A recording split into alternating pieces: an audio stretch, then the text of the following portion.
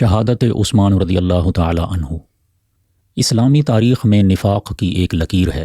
یہ لکیر حضرت عثمان رضی اللہ تعالی عنہ کے خون سے کھینچی گئی اور اسی میں اسلام کا پورا جاہ و جلال دفن ہو گیا۔ حضرت عثمان رضی اللہ تعالی عنہ کی شہادت کی اصل بنیاد بنی ہاشم اور بنی امیہ کی خاندانی رقابت ہے۔ جب تک اس رقابت کی تشریح نہ کی جائے، شہادت کے صحیح اسباب روشنی میں نہیں آ سکتے۔ اس لیے سب سے پہلے ہم اسی مسئلہ کی وضاحت پیش کرنا چاہتے ہیں۔ حضرت اسماعیل علیہ السلام کی اولاد میں رسول اللہ صلی اللہ علیہ وسلم کے والد ماجد کے پردادا عبد مناف کی شخصیت بہت اہم ہے۔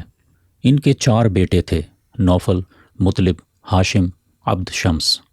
بنی ہاشم اور بنی امیہ کی رقابت کے معنی ہیں ہاشم اور عبد شمس کی اولادوں کی نا اتفاقی۔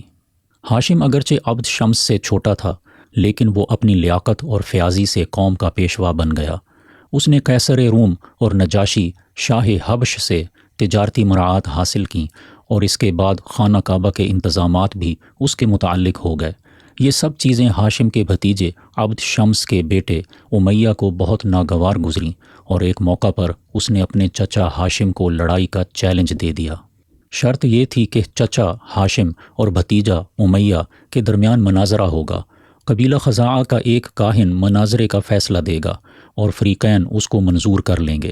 طے پایا کہ ہارنے والا شخص جیتنے والے کو 50 سیاہ چشم اونٹ دے گا اور 10 سال کے لیے جلا وطن کر دیا جائے گا۔ ہاشم اور امیہ میں مناظرہ ہوا۔ جج نے امیہ کی شکست کا اعلان کر دیا۔ امیہ نے 50 اونٹ دیے اور شام کی طرف جلا وطن کر دیا گیا۔ بس اسی نقطے سے بنی ہاشم اور بنی امیہ میں عناد کا سلسلہ شروع ہوتا ہے۔ بعثت نبوی صلی اللہ علیہ وآلہ وسلم کے وقت 4 آدمی بنی ہاشم کے ستون تھے۔ ہاشم کے بیٹے عبد المطلب یعنی حضور صلی اللہ علیہ وسلم کے دادا، آپ کے چچا ابو طالب، حمزہ، عباس اور ابو لہب۔ اسی عہد میں بنی امیہ کی قیادت 3 آدمیوں کے ہاتھ میں تھی: ابو سفیان، عفان اور حکم۔ حضرت محمد صلی اللہ علیہ وآلہ وسلم نے 40 میلادی میں دنیا کے سامنے نبوت کا دعویٰ کیا۔ آپ چونکہ بنی ہاشم میں سے تھے، اس لیے بنی امیہ کے افراد نے خاندانی رقابت کے باعث آپ صلی اللہ علیہ وآلہ وسلم کی مخالفت کی اور ان کے مد مقابل بنی ہاشم نے آپ صلی اللہ علیہ وآلہ وسلم کا ساتھ دیا۔ آپ کے دادا عبد المطلب نے آپ کو پالا تھا۔ آپ کے چچا ابو طالب نے آپ کی کڑی حمایت کی تھی۔ آپ کے چچا زاد بھائی حضرت علی رضی اللہ تعالی عنہ نے آپ صلی اللہ علیہ وسلم پر ایمان لانے میں پیش قدمی کی تھی۔ آپ کے چچا حمزہ رضی اللہ تعالی عنہ بھی بہت جلد آپ پر ایمان لے آئے اور قوت بازو ثابت ہوئے۔ آپ صلی اللہ علیہ وسلم کے دوسرے چچا حضرت عباس اگرچہ دیر میں ایمان لائے، پھر بھی آپ کے کافی ہمدرد تھے۔ مختصر یہ کہ بنی ہاشم میں صرف ابو لہب دشمن رہا اور باقی سب ہاشمی حضرت عباس رضی اللہ تعالی عنہ، حضرت حمزہ رضی اللہ تعالی عنہ، جناب ابو طالب، حضرت علی رضی اللہ تعالی عنہ اور حضرت عقیل رضی اللہ تعالی عنہ وغیرہ ایمان لے آئے۔ یہ لوگ آپ کے چچا تھے یا آپ کے چچاؤں کی اولاد۔ ہم نے اوپر ذکر کیا ہے کہ اس زمانے میں بنی امیہ کے 3 سردار تھے: ابو سفیان، عفان اور حکم۔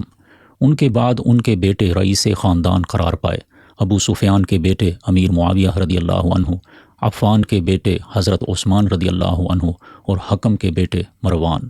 ان سب میں عفان کے بیٹے حضرت عثمان رضی اللہ تعالی عنہ نے پیش قدمی کی اور مسلمان ہو گئے، اور باقی سب لوگ عام طور پر پیغمبر اسلام صلی اللہ علیہ وآلہ وسلم کی مخالفت پر تلے رہے۔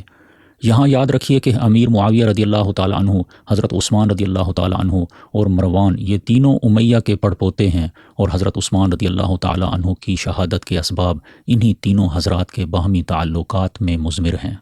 بنی ہاشم اور بنی امیہ کا شجرہ نسب یوں ہے: عبد مناف کے بیٹے ہاشم اور عبد شمس، ہاشم کے بیٹے عبد المطلب، عبد شمس کے بیٹے امیہ، عبد المطلب کے بیٹے عباس، ابو لہب، ابو طالب، عبداللہ، حمزہ، حارث، امیہ کے بیٹے حرب، ابو العاص، ابو طالب کے بیٹے حضرت علی رضی اللہ تعالی عنہ اور عبداللہ کے بیٹے حضرت محمد صلی اللہ علیہ وآلہ وسلم۔ حضرت محمد صلی اللہ علیہ وآلہ وسلم کی بیٹی حضرت فاطمہ رضی اللہ تعالی عنہ کا نکاح حضرت علی سے ہوا۔ حضرت علی کے بیٹے حسن رضی اللہ تعالی عنہ اور حسین رضی اللہ تعالی عنہ۔ ابو سفیان کے بیٹے امیر معاویہ، عفان کے بیٹے حضرت عثمان رضی اللہ تعالی عنہ اور حکم کے بیٹے مروان، امیر معاویہ کا بیٹا یزید۔ عباس سے خلافت عباسیہ چلی اور مروان سے خلافت بنی امیہ ہاشم سے ٹکرایا، ابو سفیان رسول اللہ صلی اللہ علیہ وآلہ وسلم سے لڑا، علی رضی اللہ تعالی عنہ اور معاویہ رضی اللہ تعالی عنہ میں جنگ ہوئی، یزید نے امام حسین رضی اللہ تعالی عنہ کو شہید کیا۔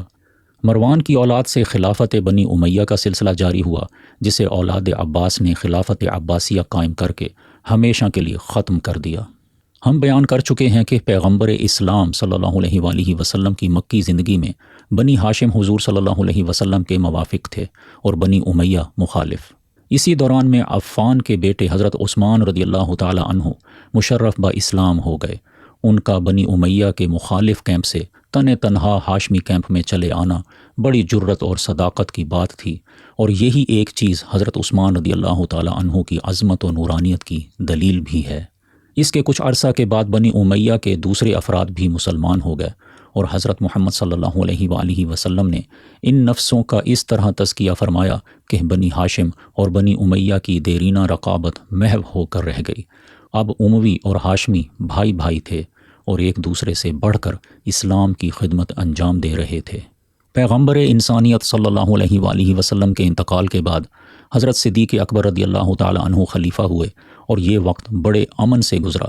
پھر حضرت عمر فاروق رضی اللہ تعالی عنہ خلیفہ ہوئے، اور آپ رضی اللہ عنہ کا زمانہ بھی بڑی کامیابی سے گزرا۔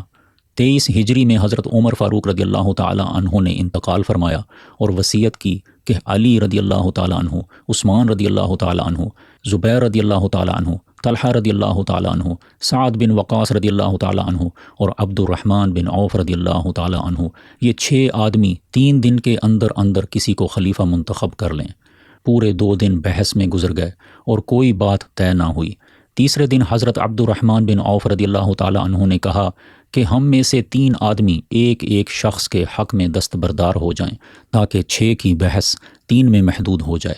اس پر حضرت زبیر رضی اللہ تعالی عنہ حضرت علی رضی اللہ تعالی عنہ کے حق میں دستبردار ہو گئے، حضرت طلحہ رضی اللہ عنہ حضرت عثمان رضی اللہ عنہ کے حق میں، اور حضرت سعد بن وقاص رضی اللہ عنہ حضرت عبد الرحمن بن عوف رضی اللہ تعالی عنہ کے حق میں۔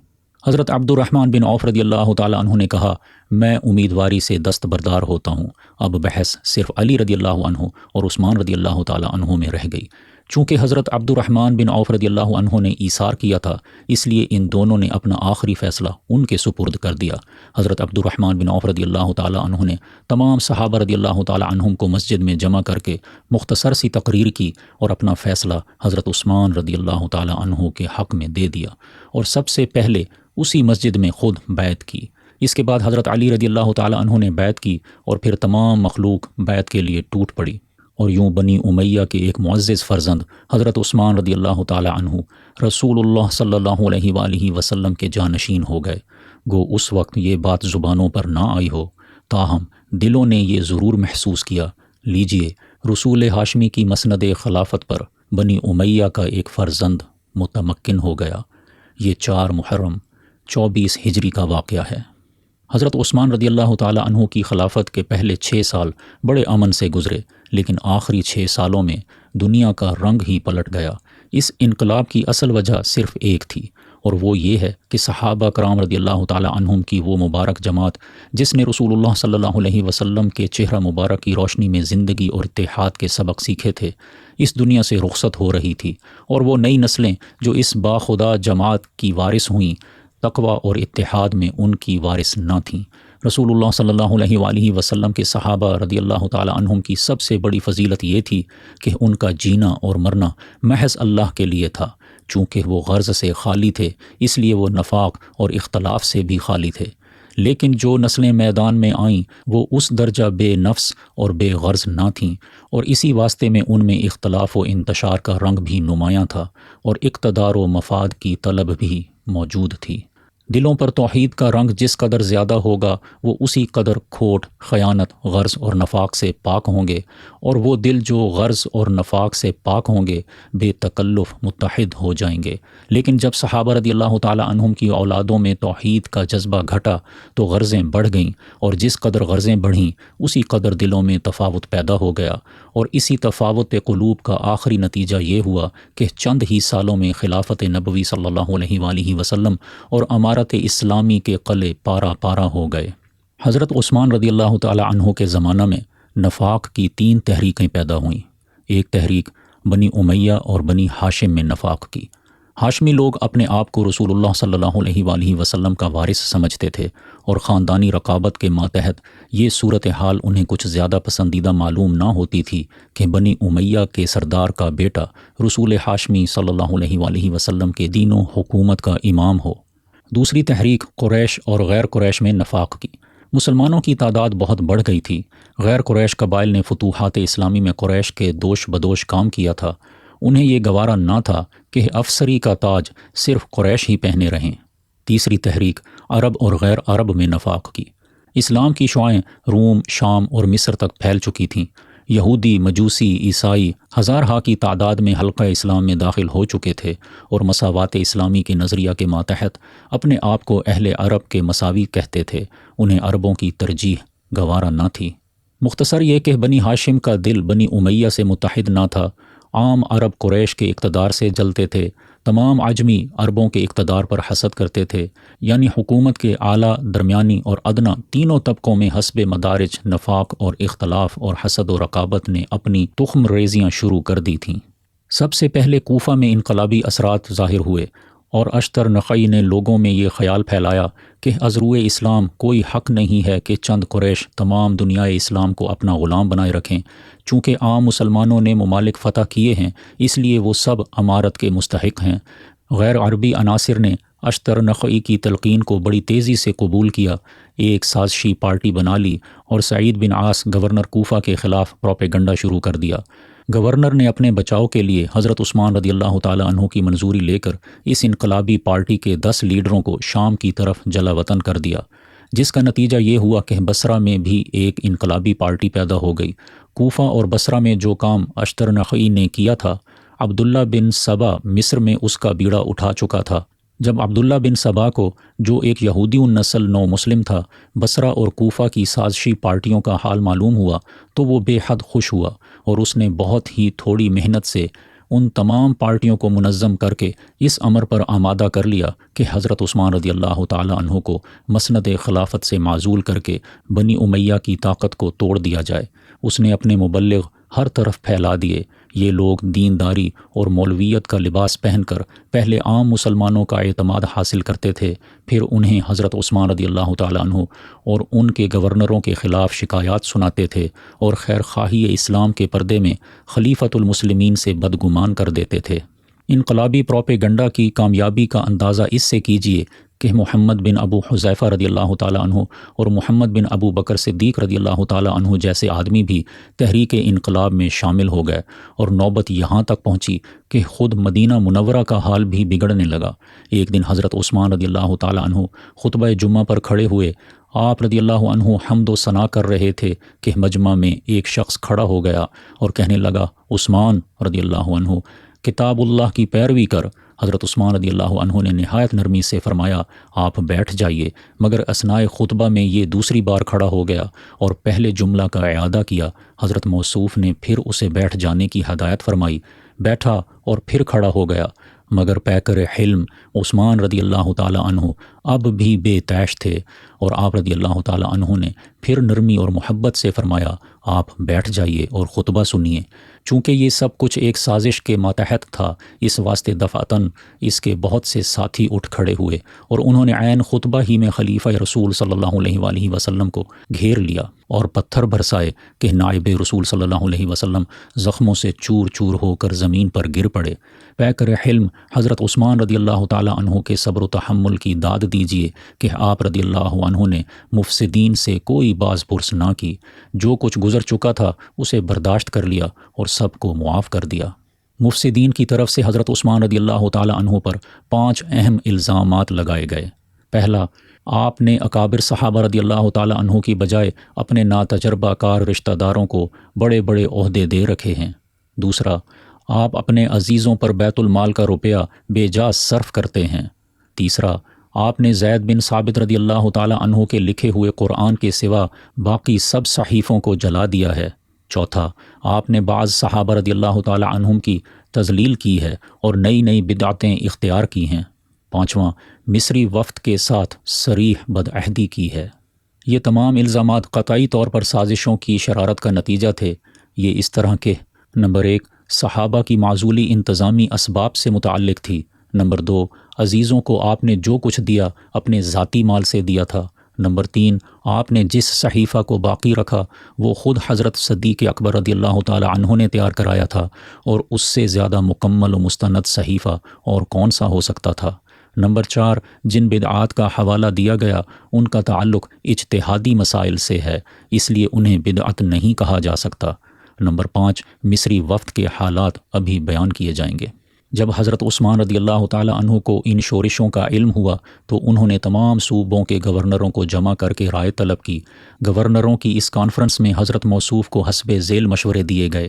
عبداللہ بن عامر نے کہا، کسی ملک پر فوج کشی کر کے لوگوں کو جہاد میں مصروف کر دینا چاہیے، شورش از خود رفتہ ہو جائے گی۔ امیر معاویہ نے کہا، ہر صوبے کا گورنر اپنے صوبے کو خود سنبھالے۔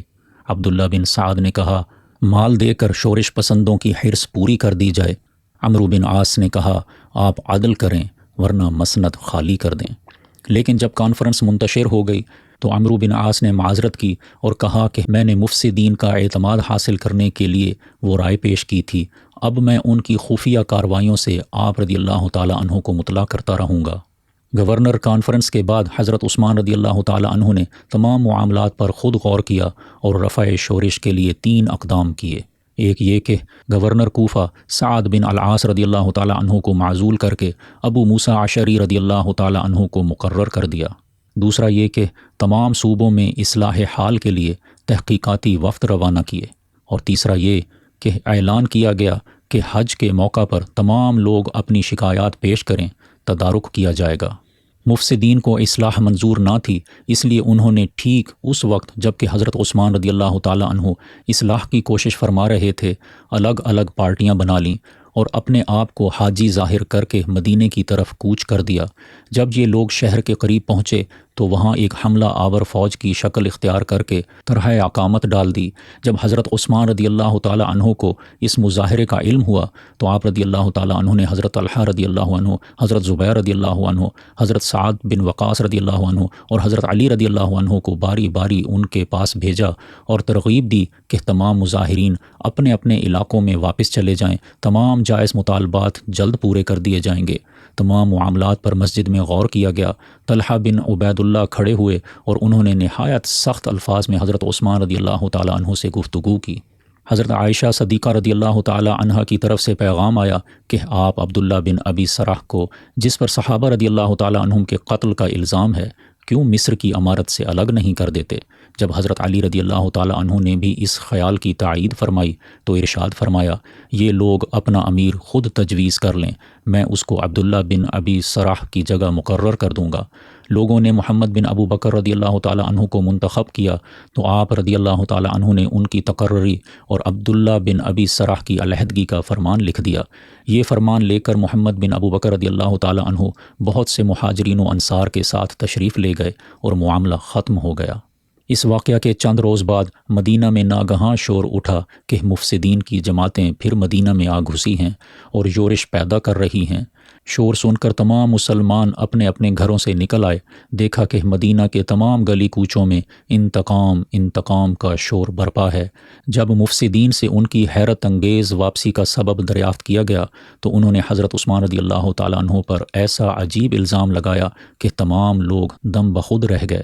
انہوں نے کہا کہ محمد بن ابو بکر تیسری منزل میں تھے کہ وہاں سے خلافت کا ایک شتر سوار گزرا جو نہایت تیز رفتاری کے ساتھ مصر کی طرف جا رہا تھا۔ محمد بن ابو بکر رضی اللہ تعالیٰ عنہ کے رفیقوں نے اسے پکڑ لیا اور اس سے دریافت کیا کہ تم کون ہو اور کہاں جا رہے ہو؟ شتر سوار نے کہا کہ میں امیر المومنین کا غلام ہوں اور حاکم مصر کے پاس جا رہا ہوں۔ لوگوں نے محمد بن ابو بکر رضی اللہ تعالی عنہ کی طرف اشارہ کر کے کہا، یہ ہیں حاکم مصر۔ شتر سوار نے کہا، یہ نہیں ہیں، اور اپنے راستے پر چل دیا۔ لوگوں نے اسے دوبارہ پکڑ لیا، اور جب اس کی تلاشی لی گئی تو اس کے خشک مشکیزہ کے اندر سے ایک خط ملا جس میں حضرت عثمان رضی اللہ تعالی عنہ کی مہر کے ساتھ لکھا گیا تھا کہ محمد بن ابو بکر رضی اللہ تعالی عنہ اور ان کے فلاں فلاں ساتھی جس وقت بھی تمہارے پاس پہنچیں انہیں قتل کر دیا جائے، اور ہر شکایت کرنے والے کو تا حکم ثانی قید رکھا جائے۔ مفسدین نے کہا، حضرت عثمان رضی اللہ تعالی عنہ نے ہمارے ساتھ دھوکہ کیا ہے، اب ہم ضرور ان سے انتقام لیں گے۔ حضرت علی رضی اللہ عنہ، حضرت طلحہ رضی اللہ عنہ، حضرت زبیر رضی اللہ عنہ اور حضرت سعد رضی اللہ تعالی عنہ اور بہت سے صحابہ رضی اللہ تعالی عنہم اجمعین جمع ہوئے، اور مفسدین نے حضرت عثمان رضی اللہ عنہ کا خط ان کے سامنے رکھ دیا۔ حضرت عثمان رضی اللہ تعالی عنہ بھی یہاں تشریف لے آئے اور گفتگو شروع ہوئی۔ حضرت علی، امیر المومنین، کیا یہ آپ کا غلام ہے؟ حضرت عثمان، ہاں۔ حضرت علی، امیر المومنین، کیا یہ اونٹنی آپ کی ہے؟ حضرت عثمان، ہاں میری ہے۔ حضرت علی، امیر المومنین، اس خط پر مہر آپ کی ہے؟ حضرت عثمان، ہاں یہ میری مہر ہے۔ حضرت علی، کیا یہ خط آپ نے لکھا ہے؟ حضرت عثمان، میں اللہ کو حاضر و ناظر جان کر یہ حلف کرتا ہوں کہ یہ خط میں نے نہیں لکھا، اور نہ میں نے کسی کو اس کے لکھنے کا حکم دیا، اور نہ مجھے اس کے متعلق کچھ معلوم ہے۔ حضرت علی، تعجب ہے کہ غلام آپ کا، اونٹنی آپ کی، خط پر مہر آپ کی، اور پھر آپ کو خط کے متعلق کچھ معلوم نہیں۔ حضرت عثمان، واللہ نہ میں نے اس خط کو لکھا، نہ کسی سے لکھوایا، نہ میں نے غلام کو دیا کہ وہ اسے مصر لے جائے۔ اب خط دیکھا گیا تو معلوم ہوا کہ مروان کا رسم الخط ہے۔ اس وقت مروان حضرت عثمان رضی اللہ تعالی عنہ کے مکان میں موجود تھا۔ لوگوں نے کہا، مروان کو ہمارے سپرد کر دیجئے، مگر آپ رضی اللہ تعالی عنہ نے انکار فرما دیا۔ اس پر ایک انتشار رونما ہوا۔ اکثر لوگوں کی رائے یہ تھی کہ حضرت عثمان رضی اللہ تعالی عنہ کبھی جھوٹی قسم نہیں کھاتے، مگر بعض کہتے تھے کہ آپ رضی اللہ تعالی عنہ مروان کو ہمارے حوالے کیوں نہیں کرتے تاکہ ہم تحقیق کر لیں۔ اگر مروان کی غلطی ثابت ہوئی تو ہم اسے سزا دیں گے، لیکن حضرت عثمان رضی اللہ تعالی عنہ کو شبہ یہ تھا کہ اگر مروان کو مفسدین کے سپرد کر دیا گیا تو وہ اسے قتل کر دیں گے، اس لیے آپ رضی اللہ عنہ نے مروان کی سپردگی سے انکار کر دیا۔ اس کے بعد مفسدین نے حضرت عثمان رضی اللہ تعالی عنہ کے گھر کا محاصرہ کر لیا اور مطالبہ کیا کہ حضرت عثمان رضی اللہ عنہ مسند خلافت سے کنارہ کش ہو جائیں۔ حضرت عثمان رضی اللہ تعالی عنہ نے فرمایا، جب تک مجھ میں سانس باقی ہے میں اس خلعت کو جو خدا نے مجھے پہنایا ہے اپنے ہاتھ سے نہیں اتاروں گا، اور رسول اللہ صلی اللہ علیہ وآلہ وسلم کی وصیت کے مطابق اپنی زندگی کے آخری لمحے تک صبر سے کام لوں گا۔ محاصرہ 40 دن تک جاری رہا۔ کوئی شخص کھانا یا پانی اندر نہیں لے جا سکتا تھا۔ بے احترامی اس قدر بڑھ گئی تھی کہ بڑے بڑے اکابر کی بھی سنوائی نہ تھی۔ ایک دفعہ ام المومنین حضرت ام حبیبہ رضی اللہ تعالی عنہ خود کھانا اٹھا کر لے گئیں تو مفسدین نے حرم رسول صلی اللہ علیہ وآلہ وسلم کو بھی بے ادبی سے واپس کر دیا۔ حضرت عثمان رضی اللہ تعالی عنہ نے حضرت علی رضی اللہ تعالی عنہ کو بلا بھیجا، مگر باغیوں نے انہیں داخلہ کی اجازت نہ دی۔ حضرت علی رضی اللہ تعالی عنہ نے اپنا عمامہ اتار کر حضرت عثمان رضی اللہ تعالی عنہ کے پاس بھیج دیا تھا کہ آپ کو نزاکت حال کا علم ہو جائے، اور خود ننگے سر واپس تشریف لے گئے۔ مدینہ کے تمام معاملات کی باغ حضرت علی رضی اللہ عنہ، حضرت طلحہ رضی اللہ عنہ اور حضرت زبیر رضی اللہ عنہ کے ہاتھ میں رہتی تھی، مگر اس ہنگامہ کرب و فساد میں ان اکابر کی آواز بھی بے اثر ہو گئی۔ حرم سرائے عثمانی کے محصورین کی تکالیف جب حد سے زیادہ بڑھ گئیں تو حضرت عثمان رضی اللہ تعالی عنہ خود بالا خانے تشریف لے گئے اور فرمایا، کیا تم میں علی رضی اللہ عنہ موجود ہیں؟ لوگوں نے کہا نہیں۔ پھر آپ رضی اللہ عنہ نے فرمایا، کیا اس مجمع میں سعد رضی اللہ عنہ موجود ہیں؟ جواب دیا گیا، وہ بھی نہیں۔ اب آپ رضی اللہ عنہ رک گئے۔ تھوڑی دیر بعد فرمایا کہ تم میں کوئی شخص ہے جو حضرت علی رضی اللہ عنہ سے جا کر یہ کہہ دے کہ وہ ہم پیاسوں کو پانی پلا دیں۔ ایک درد مند آدمی نے نائب رسول صلی اللہ علیہ وسلم کے یہ درد مندانہ الفاظ سنے تو وہ بے تابانہ حضرت علی رضی اللہ تعالی عنہ کے پاس پہنچا۔ آپ رضی اللہ تعالی عنہ نے پانی کے 3 مشکیزیں اس وقت بھجوائے، مگر یہ پانی بھی اتنی مشکل سے پہنچا کہ بنی ہاشم اور بنی امیہ کے چند غلام زخمی ہو گئے۔ اب مدینہ میں یہ خبر اڑی کہ اگر مروان سپرد نہ کیا گیا تو حضرت عثمان رضی اللہ تعالیٰ عنہ قتل کر دیے جائیں گے۔ یہ سن کر حضرت علی رضی اللہ تعالیٰ عنہ نے حسن اور حسین رضی اللہ تعالیٰ عنہما سے فرمایا کہ تم دونوں امیر المومنین کے دروازے پر ننگی تلواریں لیے کھڑے رہو اور کسی شخص کو اندر داخل نہ ہونے دو۔ حضرت طلحہ رضی اللہ تعالیٰ عنہ اور حضرت زبیر رضی اللہ تعالیٰ عنہ اور کئی دوسرے صحابہ رضی اللہ تعالیٰ عنہم نے بھی اپنے اپنے لڑکوں کو آپ رضی اللہ تعالیٰ عنہ کی حفاظت کے لیے بھیجا۔ حضرت عثمان رضی اللہ تعالیٰ عنہ نے متعدد بار باغیوں کو سمجھانے کی کوشش فرمائی۔ ایک دفعہ آپ رضی اللہ تعالیٰ عنہ محل سرائے کی چھت پر تشریف لے گئے اور باغیوں سے مخاطب ہو کر کہا، اے لوگو، وہ وقت یاد کرو جب مسجد نبوی کی زمین تنگ تھی اور رسول اللہ صلی اللہ علیہ وسلم نے فرمایا، کون ہے جو اللہ کے لیے اس زمین کو خرید کر مسجد کے لیے وقف کرے اور جنت میں اس سے بہتر جگہ کا وارث ہو؟ وہ کون تھا کہ جس نے رسول اللہ صلی اللہ علیہ وسلم کے حکم کی تعمیل کی تھی؟ آوازیں آئیں، آپ نے تعمیل کی تھی۔ پھر فرمایا، کیا تم آج اسی مسجد سے مجھے نماز پڑھنے سے روکتے ہو؟ پھر فرمایا، میں تمہیں خدا کی قسم دیتا ہوں کہ تم وہ وقت یاد کرو جب مدینہ میں بیر روما کے سوا میٹھے پانی کا کوئی کنواں نہ تھا اور تمام مسلمان روزانہ قلت آب سے تکلیفیں اٹھاتے تھے۔ وہ کون تھا کہ جس نے رسول اللہ صلی اللہ علیہ وسلم کے حکم سے اس کنویں کو خریدا اور عام مسلمانوں پر وقف کر دیا؟ آوازیں آئیں، آپ نے وقف فرمایا تھا۔ حضرت عثمان رضی اللہ تعالیٰ عنہ نے فرمایا، آج اسی کنویں کے پانی سے تم مجھے روک رہے ہو؟ پھر فرمایا، لشکر عسرت کا ساز و سامان کس نے آراستہ کیا تھا؟ لوگوں نے کہا، آپ نے۔ پھر فرمایا، میں تم کو خدا کی قسم دیتا ہوں اور پوچھتا ہوں کہ تم میں سے کوئی ہے جو اللہ کے لیے حق کی تصدیق کرے اور یہ بتائے کہ جب ایک دفعہ رسول اللہ صلی اللہ علیہ وآلہ وسلم احد پہاڑ پر چڑھے تو وہ ہلنے لگا، تو آپ صلی اللہ علیہ وسلم نے اس پہاڑ کو ٹھکرا دیا اور فرمایا، اے احد، ٹھہر جا کہ اس وقت تیری پیٹھ پر ایک نبی، ایک صدیق اور 2 شہید کھڑے ہیں، اور میں اس وقت رسول اللہ صلی اللہ علیہ وآلہ وسلم کے ساتھ تھا۔ آوازیں آئیں، سچ فرمایا۔ پھر فرمایا، اے لوگو، خدا کے لیے مجھے بتاؤ کہ جب رسول اللہ صلی اللہ علیہ وسلم نے مجھے حدیبیہ کے مقام پر اپنا سفیر بنا کر قریش کے پاس بھیجا تھا تو کیا واقعہ پیش آیا تھا؟ کیا یہ صحیح نہیں کہ رسول اللہ صلی اللہ علیہ وسلم نے اپنے ایک ہاتھ کو میرا ہاتھ قرار دے کر میری طرف سے خود اپنی بیعت کی تھی؟ مجمع میں سے آوازیں آئیں، آپ سچ فرماتے ہیں۔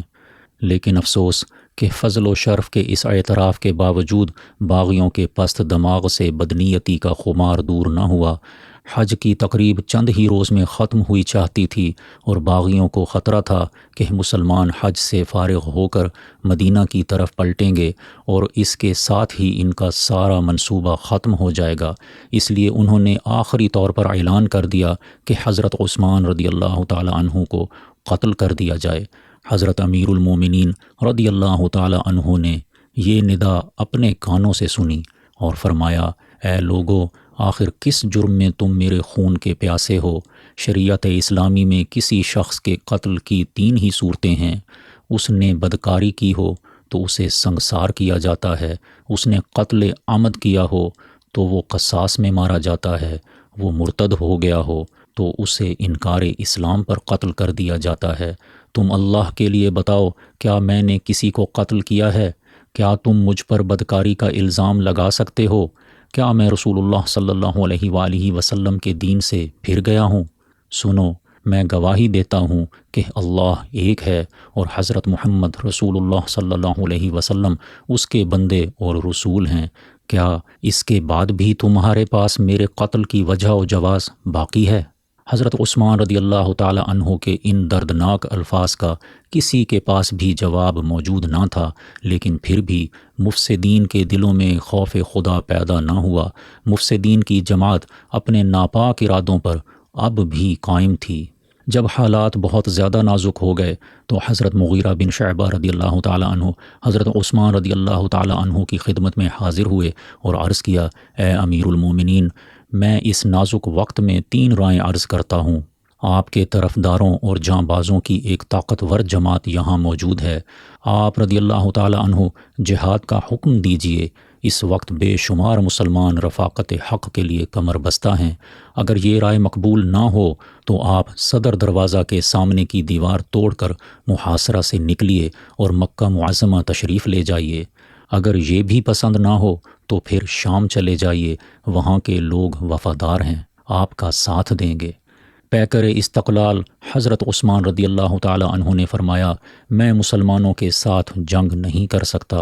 مجھے یہ منظور نہیں کہ میں رسول اللہ صلی اللہ علیہ وسلم کا خلیفہ ہو کر امت کا خون بہاؤں۔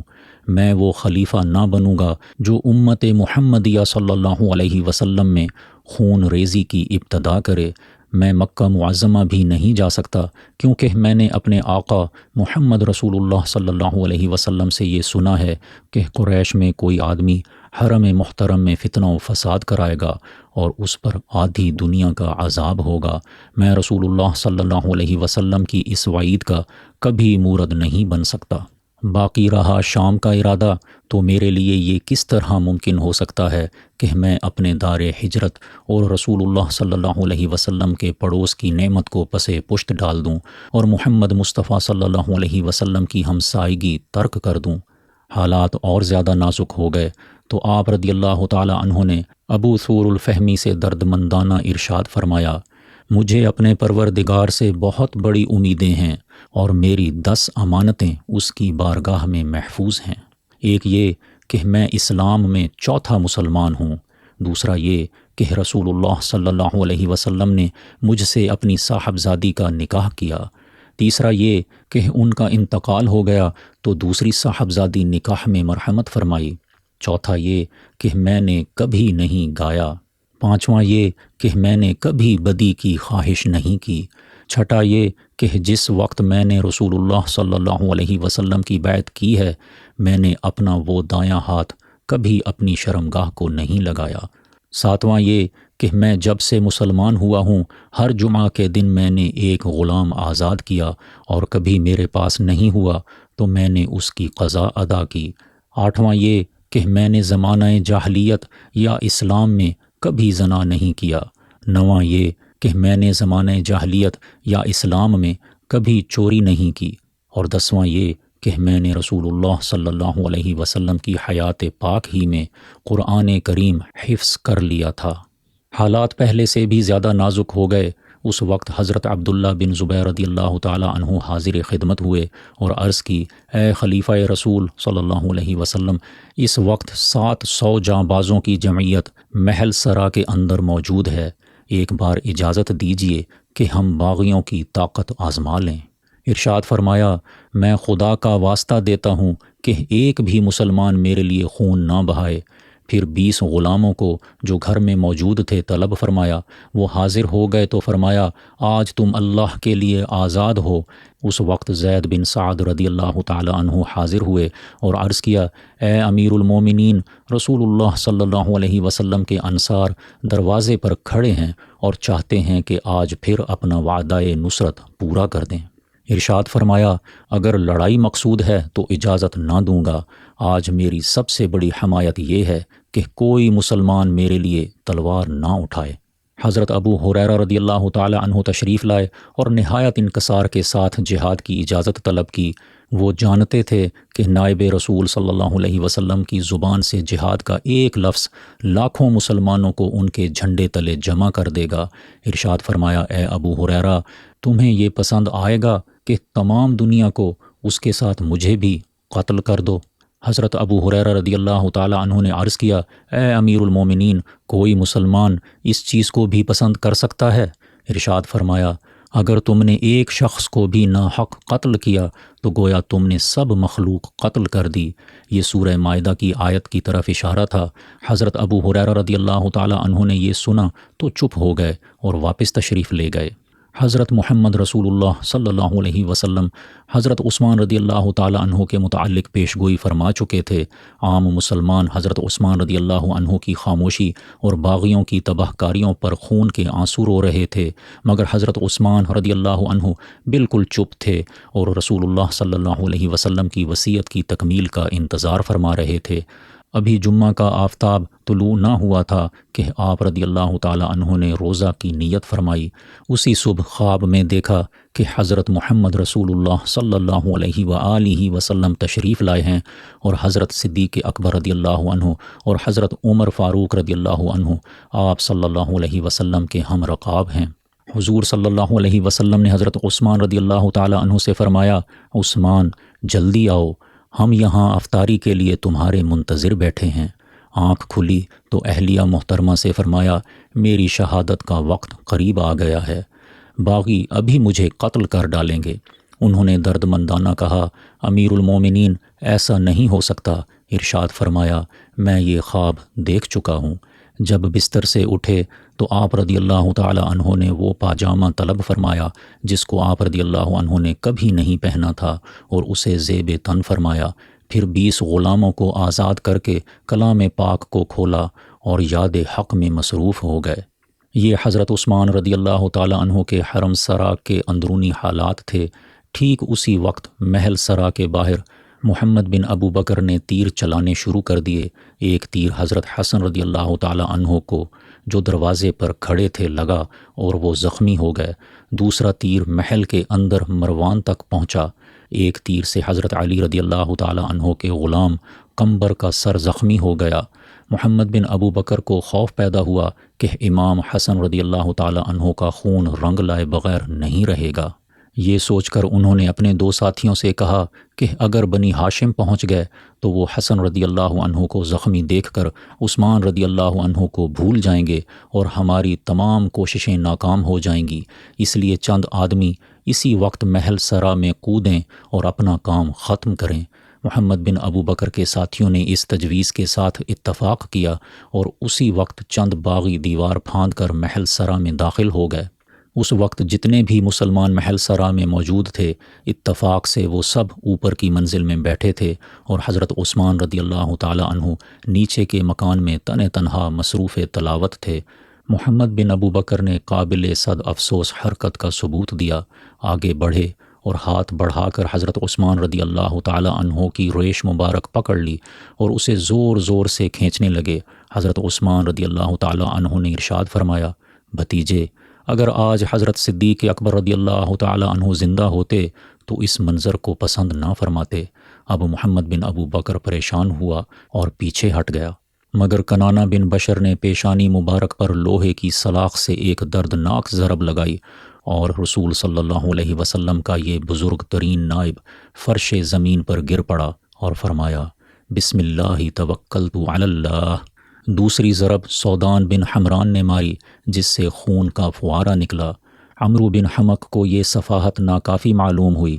یہ ذلیل ترین بدوی حضرت عثمان رضی اللہ تعالی عنہ کے سینے پر کھڑا ہو گیا اور جسم مبارک و مطہر کو نیزے سے چھیدنے لگا۔ اسی وقت ایک اور بے رحم نے تلوار چلائی اور حضرت نائلہ رضی اللہ تعالی عنہ نے ہاتھ سے روکا تو ان کی 3 انگلیاں کٹ کر گر گئیں۔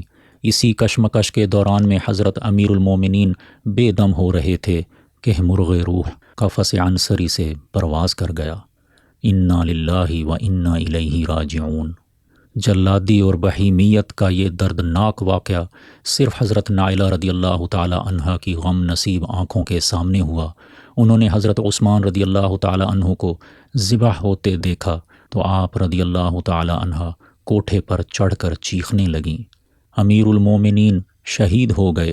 امیر المومنین کے دوست دوڑتے ہوئے نیچے آئے تو حضرت عثمان رضی اللہ تعالی عنہ فرش خاک پر کٹے پڑے تھے۔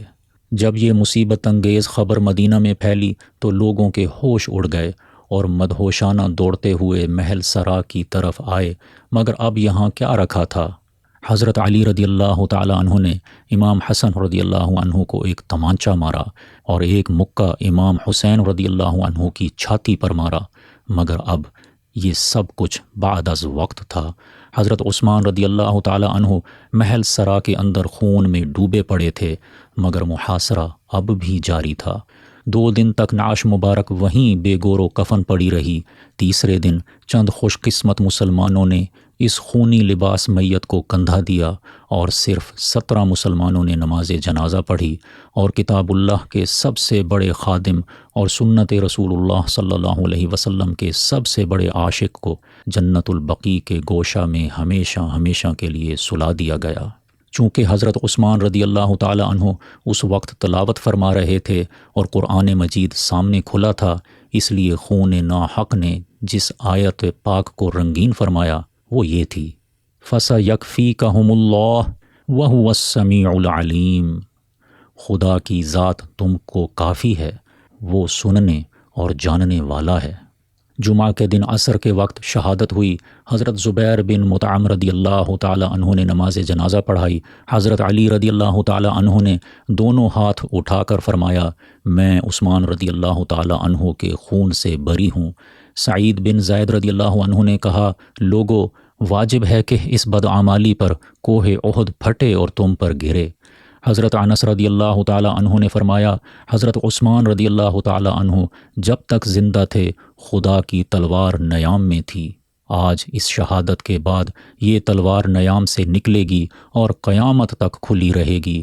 حضرت ابن عباس رضی اللہ تعالی عنہ نے فرمایا، اگر حضرت عثمان رضی اللہ تعالی عنہ کے خون کا بھی مطالبہ نہ کیا جاتا تو لوگوں پر آسمان سے پتھر برستے۔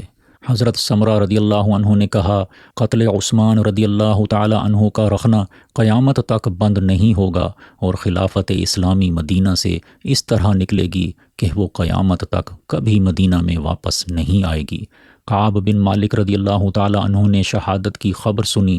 ان کی زبان سے بے اختیارانہ چند دردناک اشعار نکلے، جن کا ترجمہ یہ ہے، آپ نے اپنے دونوں ہاتھ باندھ لیے اور اپنا دروازہ بند کر لیا، اور اپنے دل سے کہا، اللہ تعالیٰ سب کچھ جانتا ہے۔ آپ نے اپنے ساتھیوں سے کہا، دشمنوں کے ساتھ لڑائی مت کرو، آج جو شخص میرے لیے جنگ نہ کرے وہ خدا کی امان میں رہے۔ اے دیکھنے والے، حضرت عثمان رضی اللہ تعالی عنہ کی شہادت سے آپس کا میل محبت کس طرح ختم ہوا، اور خدا نے اس کی جگہ بغض و عداوت مسلط کر دی۔ حضرت عثمان رضی اللہ تعالی عنہ کے بعد بھلائی مسلمانوں سے اس طرح دور نکلے گی جس طرح تیز آندھیاں آتی ہیں اور چلی جاتی ہیں۔ شہادت عثمان رضی اللہ تعالی عنہ کی خبر آنن فانن تمام ملک میں پھیل گئی۔ اس وقت حذیفہ رضی اللہ تعالی عنہ نے ایک ایسا جملہ ارشاد فرمایا کہ بعد کے تمام واقعات صرف اسی ایک جملے کی تفصیل ہیں۔ آپ رضی اللہ تعالی عنہ نے ارشاد فرمایا، عثمان رضی اللہ تعالی عنہ کے قتل سے اسلام میں ایک ایسا رخنہ پڑ گیا ہے کہ اب وہ قیامت تک بند نہیں ہوگا۔ حضرت عثمان رضی اللہ تعالی عنہ کا خون آلود کرتا اور حضرت نائلہ رضی اللہ تعالی عنہ کی کٹی ہوئی انگلیاں امیر معاویہ رضی اللہ تعالی عنہ گورنر شام کو، جو بنی امیہ کے ممتاز ترین فرد تھے، بھیج دی گئیں۔ جب یہ کرتا مجمع میں کھولا گیا تو حشر برپا ہو گیا اور انتقام انتقام کی صداؤں سے فضا گونج اٹھی۔ بنی امیہ کے تمام اراکین امیر معاویہ رضی اللہ عنہ کے گرد جمع ہو گئے۔ یہاں یہ نقطہ ذہن نشین کر لینا چاہیے کہ حضرت علی رضی اللہ تعالی عنہ کی خلافت سے لے کر امام حسین رضی اللہ تعالی عنہ کی شہادت، بلکہ امیر معاویہ رضی اللہ عنہ کے بعد امیوں اور عباسیوں کی خلافت کے آخر تک جس قدر بھی واقعات پیش آئے، ان میں ہر جگہ حضرت عثمان رضی اللہ تعالی عنہ کے خون کا اثر موجود ہے۔ یہ ایک ایسا واقعہ ہے جس سے تاریخ اسلام کا رخ پلٹ گیا۔ جو کچھ جنگ جمل میں ہوا وہ بھی یہی تھا، اور جو کچھ کربلا میں پیش آیا وہ بھی یہی تھا، اور جو کچھ اس کے بعد امویوں اور عباسیوں نے کیا وہ اسی ایک ظلم یا گمراہی کے لازمی اور منطقی نتائج تھے۔ شہادت عثمان رضی اللہ تعالی عنہ کے بعد بنی امیہ اور بنی ہاشم کی خاندانی رقابتوں کی آگ دوبارہ بھڑک اٹھی، اور اسلام کے قدموں نے جو بجلی کی رفتار سے کائنات عالم کی اصلاح کے لیے اٹھ رہے تھے، ایک ایسی ٹھوکر کھائی کہ وہ بگڑے ہوئے حالات پھر درست نہ ہو سکے۔